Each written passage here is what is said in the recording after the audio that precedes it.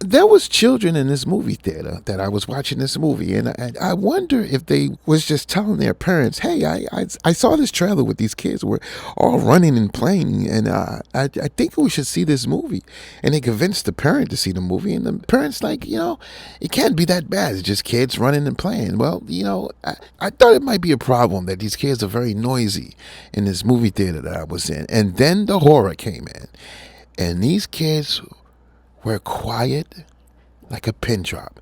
I think these kids might be traumatized after seeing this movie. Because what I saw, it probably definitely traumatized some kids. Well, anyway, this movie was about these children at 2:17.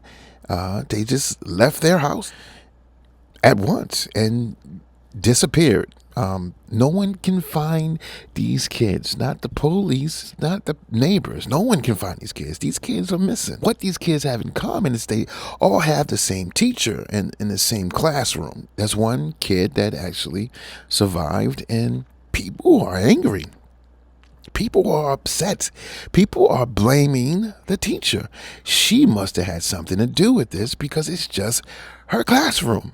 So this movie is about, why are these kids missing?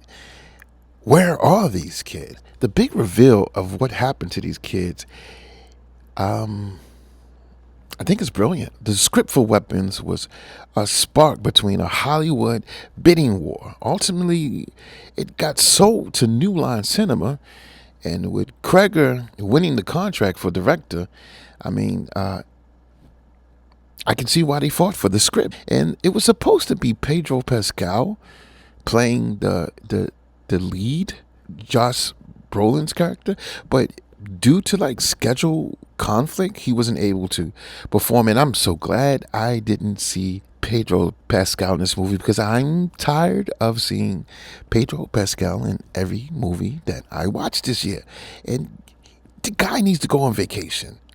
He's working too hard. He's everywhere. This movie is filled with clever symbolism. Even the timestamp 2:17 being 17 children disappear and 2 survived. It could be the room 17 from the movie The Shining. It could be, Matthew 20:17 in the Bible, which interprets the slaughter of the innocent. The classroom lessons about the parasites and cordyceps, which, once the movie is revealed, makes perfect sense. It's like slowly unraveling an onion and getting to the core of a great movie, a great film. And, it's not even bad about the movie, but the movie is a slow burn. I found myself in the beginning kind of just, yawning and waiting and for something to happen. But it's just the structure of the film, and it's the perfect balance of chapters, and the movie is very dark-witted at times, and the technical precision of these chapters is just great writing, of course.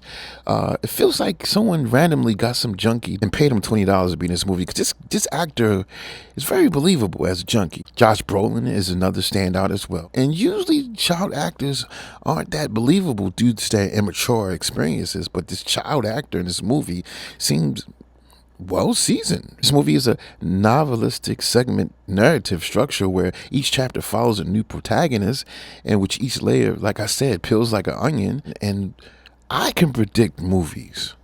It's a gift and a curse. It's like I predicted movies and I predicted endings, and in this movie I was lost. I when it was revealed, I didn't see this one coming, and I can't say anything more about this film because I don't want to spoil it for you. I should say stay off the internet. If you see anything about this film, stay away, because if this is revealed to you, it ruins the movie. And it's the reveal that I felt was genius, because the movie is revealing what happened to these kids right in front of you, and the whole time you're watching the movie, you see it, but you don't know it until the end. This movie would be great on a second watch. I will watch it again. Like I said, I can't talk to you anymore about this film. I want to keep it very vague, this review, because I want you to enjoy it. and I don't want to be part of any spoilers of this movie. I will say I give this movie a 4-star rating. This might be the best horror film of 2025. And if you don't like scary movies, that's your prerogative. You can do what you want to do. This is playing. That's from Bobby Brown. But anyway, I don't want you watching this movie covering your eyes the whole time, talking about what happened. So if it's not for you, it's not for you. It is what it is, and what it isn't bad. Honestly, I'm just gonna say it. That's keeping it real.